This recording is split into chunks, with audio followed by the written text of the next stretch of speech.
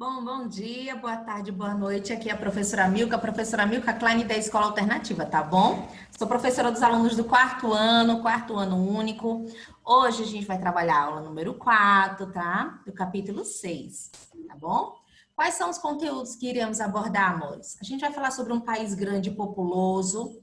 Quem são os brasileiros, as diferenças e semelhanças entre os brasileiros e uma realidade marcada, tá?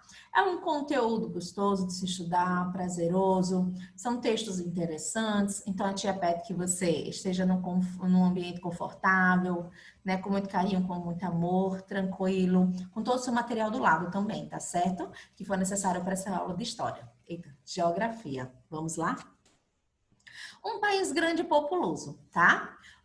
O que seria a população do Brasil, né?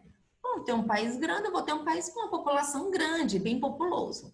Bem, então, o conjunto de pessoas que vivem no território brasileiro forma a população do nosso país. Então, quando temos um conjunto de pessoas dentro de um território, tá? Eu tenho a população de um país. Olha que interessante. Sendo assim, olha que dado importante. Em 2019, 210 milhões de habitantes formam a população do Brasil.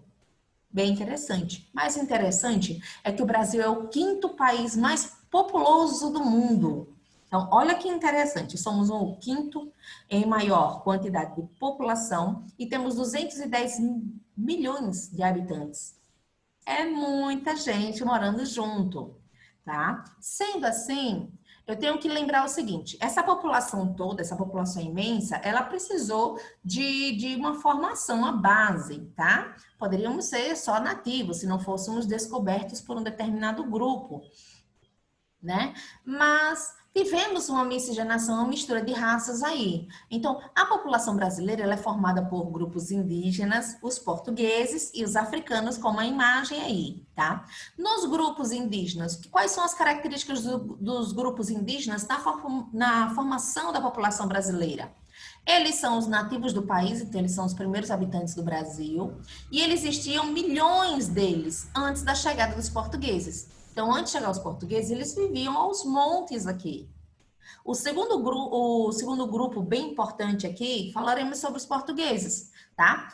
Portugueses, eles chegaram em 1500 aqui ao Brasil, ocuparam e em seguida exploraram aqui as nossas terras, tá certo? Então, ele se relacionou com os grupos indígenas, formando uma nova espécie, uma nova raça aqui no Brasil, tá certo?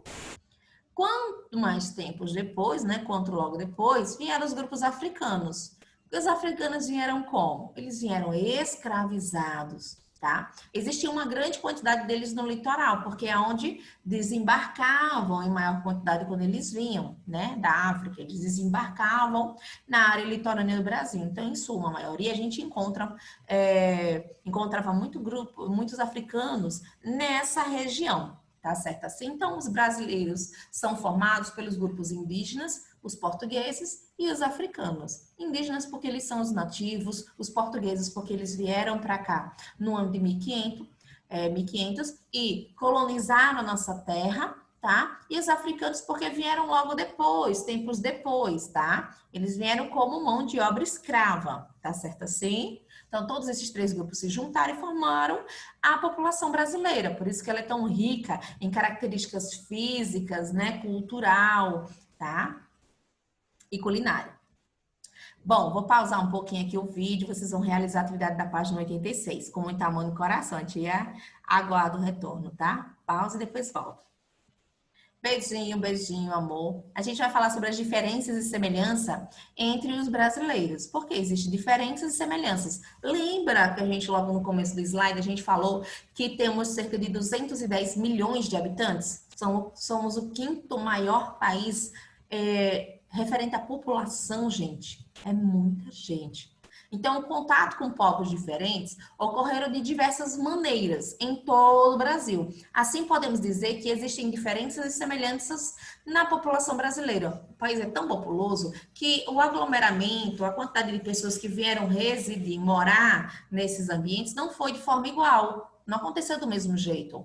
Sendo assim, tem regiões que receberam a cultura, os hábitos culturais dos grupos indígenas em maior. Tem grupos que receberam uma quantidade maior, né, de informação, de cultura dos povos africanos, outros dos povos portugueses, outros indígenas, asiáticos, tá? De outros grupos vieram os espanhóis também. Temos vários grupos diferentes que vieram aqui para o Brasil. E todas essas diferenças da população brasileira é o que faz de bonito, tá? De rico na nossa cultura. Então, seguindo a sequência aí desse esquema, então, temos a língua portuguesa como base, né? Os portugueses vieram colonizar, então eles foi imposto sobre nós a língua portuguesa. Mas a língua portuguesa ela não ficou do mesmo jeito. Lembre, as pessoas que vivem nas regiões são diferentes. Houve um aglomeramento daquelas pessoas que se identificavam mais. Então, grupos que eram formados por africanos,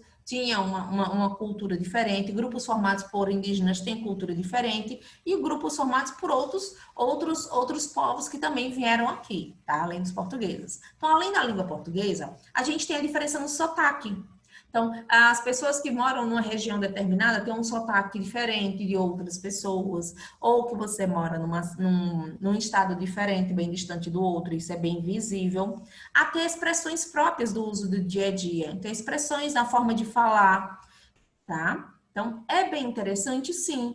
Existem diferenças e as semelhanças de todos os grupos brasileiros. A gente tem aí a língua portuguesa como oficial, mas aí a gente começa a ter algumas diferenças pela forma de falar ou de se expressar na hora de comunicar-se, tá? Aqui eu consegui trazer algumas expressões populares como no Nordeste, tá? Nossa, então, por exemplo, é comum falar abestado.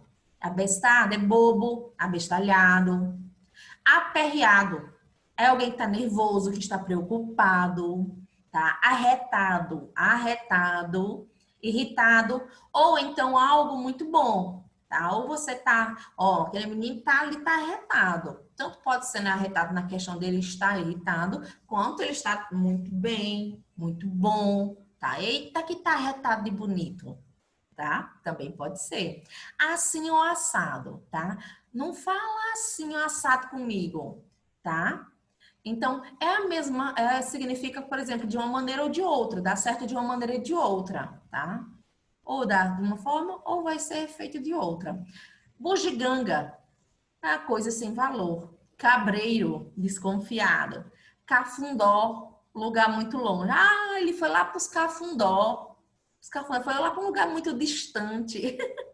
Bem interessante, bem interessante. Tia, tem mais? Tem mais. Faça uma pesquisa, descubra mais palavras, né, mais expressões da nossa região, da região Nordeste, tá bom? Em seguida, temos também diversidade na culinária, não só nas expressões, né, nos sotaques, mas a culinária também tá aí. Olha aqui, ó, moqueca. Além da moqueca, temos a macaxeira, que a macaxeira ela tá diferenciada, mas é macaxeira também, é culinária brasileira. Manifestações culturais, tá? A gente tem duas manifestações aí diferentes, tá? Temos uma aqui, ó, e temos outra também. As duas são bem distintas. E são interessantes? Muito, muito, muito, muito. Uma realidade marcada por contras, né? Como assim, tia? Contrastes, tá, gente? É bem interessante a gente falar sobre isso, por quê? Porque nem tudo é flores, nem tudo é bonito. Então, os hábitos culturais também, também temos diferenças também na aquisição, né, de conhecimento, na renda e assim por diante, também vai trazer alguns prejuízos, alguns, tá? Então a gente tem um contraste forte, tá? A população ou ela é muito rica ou muito pobre, não temos um equilíbrio, enfim. Então aqui a gente tem uma imagem que representa muito bem isso, tá? Eu tenho de um lado toda uma população mais humilde, mais carente, e do outro lado eu tenho por meio de um muro, eu consigo ter uma diferença absurda, um contraste absurdo na forma de viver, na economia desses grupos, tá? É complicado? Muito complicado, mas isso é uma característica brasileira também, né? Bom, a tia com muito carinho, com muito amor no coração, o que eu peço para vocês? Faça uma pausa aí no vídeo, realize essas atividades da página 88 e 89. Peça auxílio ao seu tutor se tiver dificuldade aí na leitura, na interpretação do enunciado. E mesmo assim, se ainda permanecer com uma dúvida, faça uma marcação, né? Faça uma observação que quando tivermos no momento da nossa aula via Meet, né? Na nossa reunião, nas aulas remotas, iremos abordar e fazer detalhamentos para sanar suas dúvidas, tá certo assim, amor? Pausa um pouquinho, depois retorna, tá? Retornou, pronto. A tia Milka se despede com um grande e maravilhoso beijo, tá? Nos vemos depois. Bye, bye.